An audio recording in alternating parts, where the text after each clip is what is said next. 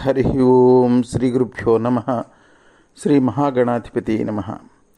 అవిద్యానామంతస్థిమిరమిహిరద్వీపనగరీ జడానాం చైతన్యస్తబకమకరందశ్రుతిఝరీ దరిద్రాణాం చింతామణిగుణనికా జన్మజలధౌ నిమగ్నానాం దంష్ట్రామురరిపువరాహస్య భవతి.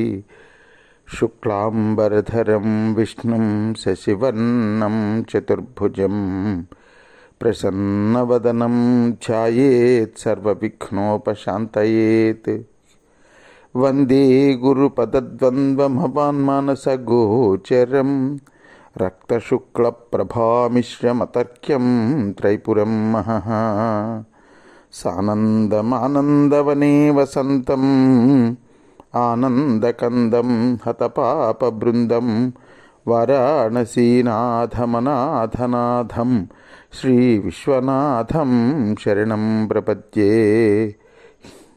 విశ్వేశం మాధవం ఢుంఢిం దండపాణించ భైరవం వందే కాశీం గుహాం గంగాం భవానీం మణికర్ణికాం. హర నమ పార్వతీపతయే హర హర మహాదేవ శంభో శంకర. వ్యాసుడు అగస్త్యుడితో తాను కాశీ నుంచి దక్షిణ భారతదేశంలో ఉన్నటువంటి దక్షిణ భారత కాశీ అనేటువంటి దక్షారామానికి ఎందుకు రావలసి వచ్చిందో చెప్తూ 7 రోజుల పాటు కఠినమైనటువంటి ఉపవాసం చేయడం చేత కలిగినటువంటి అత్యంత దుఃఖం వల్ల నేను ఆ కోపంతో గంగాజలాన్ని చేతిలోకి తీసుకుని ఆ దివ్యమైనటువంటి కాశీనగరాన్ని మా భూత్రైపూరిషీ విద్య, మా భూత్రైపూరుషధనం, మా భూత్రైపూరిషీ భక్తి కాశ్యాం నివాసితాం సదా అని నేను శపించబోయానయ్యా. కాశీపురాణంలో నివసించేటటువంటి వాళ్ళకి 3 తరాల దాకా విద్యాధనం భక్తి ఉండకూడదు అని శపించబోయాను. కానీ చేతిలో నుంచి ఒక్క నీరు కూడా కింద పడలేదు. చెయ్యి వణుకుతోంది. ఎంత వణికినా ఎంత చాచినా సరే వేళ్ళు సాగలేదు. చంచలించేటటువంటి నా చెయ్యి ఆ శాప జలాన్ని వహించలేకపోయింది అని ఇంతలో మాకు ఒక మృదుమధురమైనటువంటి కంఠస్వరం వినబడింది. ఓ బ్రాహ్మణోత్తమ, శాపాన్ని ఉపసంహరించి ఇలా రావయ్యా అని ఎలుగెత్తి పిలిచింది ఒక ముత్తైదువ. ఆమె వయస్సు సుమారుగా 50 సంవత్సరాలు ఉండవచ్చు. జుట్టు తెల్లగా మల్లెలతో అల్లినట్లుగా ఉన్నది. మాకు సరాసరి ఎదురుగా ఉన్నటువంటి ఇంటి వరుసలో ఓ ఇంటి తలుపు తెరుచుకుని అందెల రవళితో గడప దాటి చిగురాకు లాంటి పాదం ముందుకు చాచి నిలబడింది. ఆ ఇల్లాలి పిలుపు విని నేను నా చేతిలో ఉన్నటువంటి శాపజలాన్ని అవతల పారబోసి భక్తిపూరిత మనస్కుడనై ఆమె దగ్గరకు వెళ్ళాను.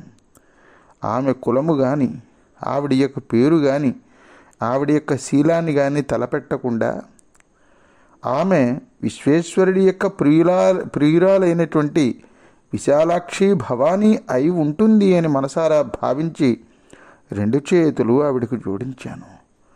అప్పుడావిడ నాతో అన్నది, భిక్షలేదని ఇంత కోపింతురయ్యా, కాశికా పట్టణము మీద గానినీయ నీ మనశుద్ధి తెలియంగా నీలకంఠుడింత చేసెనుగాక కూడేమి భ్రాంతి.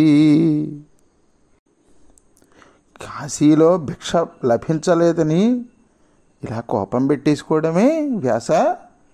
నీ మనస్సేమిటో తెలుసుకోవాలి అని బహుశా ఆ విశ్వనాథుడు మిమ్మల్ని పరీక్షించాడు. కానీ శ్రీ విశాలాక్షి బంగారు తెడ్డునందు అమృత పాయసమసంగు భాగ్యగతులకు కాశికాపురి మధ్యాహ్న కాలమనగా వినియునరంగవే ఆతిథ్య వేళయందు అని కాశీలో కూటికి కొరువా?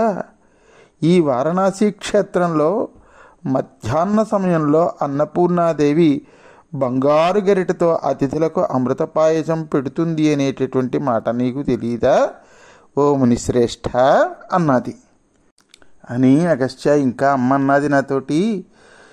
7 దినంబులన్నముకు ఎడ్డము పుట్టిన ఎంత మాత్రలో ఈ ఏడుచుచున్నవాడవు మునీశ్వర, నేడును నీదు ధరతలు పాడరిపోయేనే, శివుని భార్యకు కాశికిన్ పుణ్యరాశికిన్ కాడుమనర్పజూచెదవు కంఠపు క్రోధము పెచ్చురచ్చగన్ అన్నది. 7 రోజుల పాటు అన్నం దొరకనంత మాత్రాన్నే అలసి హడలిపోయావే, తీవ్రమైనటువంటి నీ ధైర్య వివేకములు ఏమైపోయాయ్యా?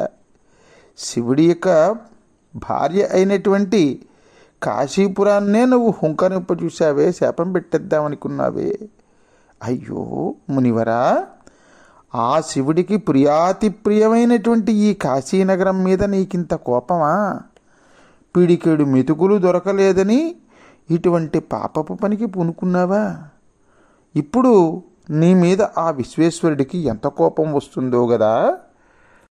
కాశీపై కోపించంగగాదు నీకు, ఎంత కోపించునో ఇంత కిందు మౌళి, విప్రుడవుగాన నేరము వెదకదగదు, భిక్షగుణరమ్ము మాటలు పెక్కులేలా.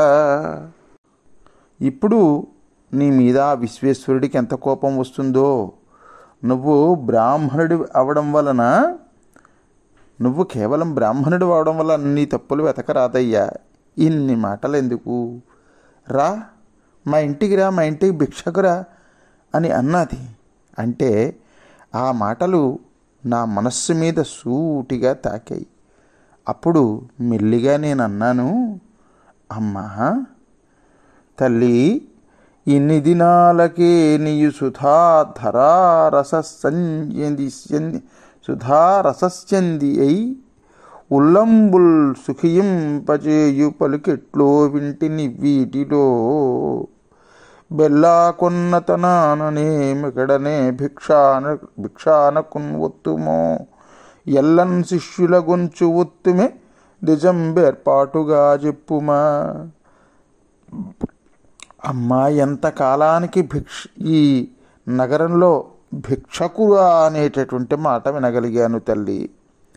భిక్షకు నేను ఒక్కడినే రావాలా, లేకపోతే నా శిష్యులందరితోటి కలిసి రావాలా? కొంచెం చెప్పమ్మా. ఎలా అయినా సరే నువ్వు పెట్టినటువంటి భిక్షను మేమందరమీ పంచుకొని తిని మా ప్రాణాలు నిలబెట్టుకుందాం. అందుకని నా ఒక్కడివే ప్రాణాలా? నా శిష్యులు ప్రాణాలు కాదా? వీళ్ళందరినీ ఇక్కడ విడిచిపెట్టి నేను ఒక్కడినే ఇంటికి మీ భిక్షకు ఎలా రాగలను తల్లి అంటే, అప్పుడు ఆ సుమంగళి ఆ అమ్మ కాస్త చిన్న చిరునవ్వు నవ్వింది.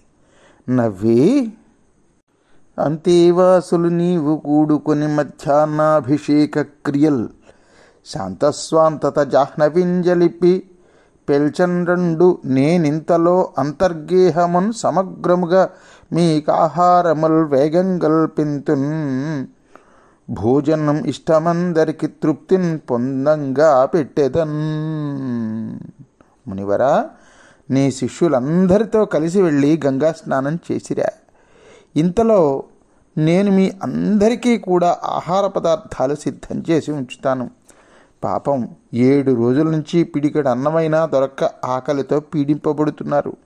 ఈ రోజున మా ఇంట్లో తృప్తిగా మీ అందరికీ భోజనం పెడతాను.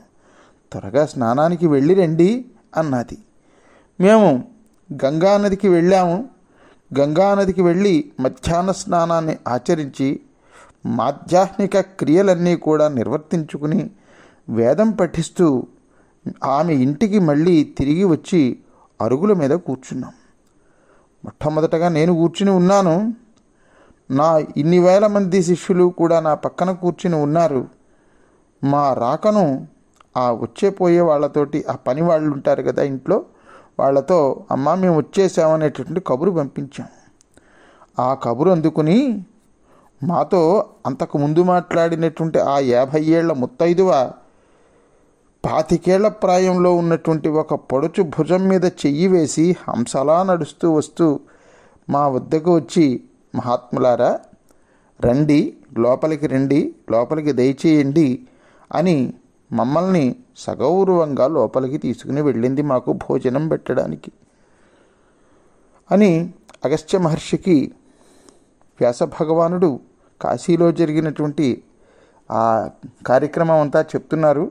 ఇంకా ఏం చెప్పారో, తర్వాత జరిగినటువంటి కథాభాగం ఎలా నడుస్తుందో మనం రేపటి రోజున శ్రద్ధగా వినేటటువంటి ప్రయత్నం చేద్దాం భక్త మహాశైలారా. అంతవరకు స్వస్తి ప్రజాభ్య పరిపాలయంతాం న్యాయేన మార్గేణ మహిమహీషాః. గో బ్రాహ్మణేభ్య శుభమస్తు నిత్యం. లోకా సమస్తా సుఖినో భవంతు. సర్వే జనా సుఖినో భవంతు.